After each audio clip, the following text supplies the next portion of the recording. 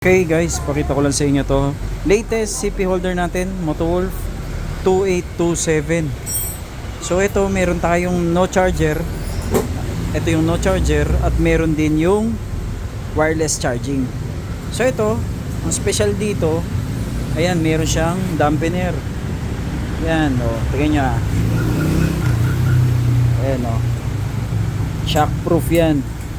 Pang sakto-sakto to sa off-road natin ng mga motor. Ayan, hindi malog. Tapos sa maganda dito, kahit malaking phone, kayang-kaya.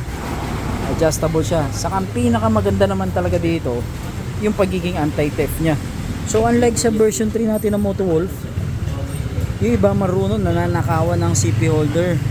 Dito, luluwagan lang to, uhugutin yan, wala ka ng CP holder pagbalik mo.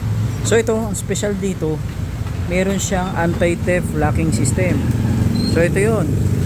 Ito kasama siya pag binili mo. Maluluwagan mo lang siya kapag ginamitan mo ng ganito. Ayan, doon mo lang siya maluluwagan. Ito yung parang susi niya. Ayan, kapag wala ka nito, hindi mo siya maluluwagan. Ayan, iikot lang na iikot yan. So hindi matatanggal to. So kailangan mo na ito para masikipan o maluwagan. Yan. Parang version 3 rin siya, maraming pwedeng pwesto. Yan, wall adapter. Malilipat-lipat mo. Yan, tapos ito, tatago mo na lang sa loob ng upuan mo. Di ba? Alright. Sa presyo nito, mura lang, syempre. Matik na, dito lang sa shop natin.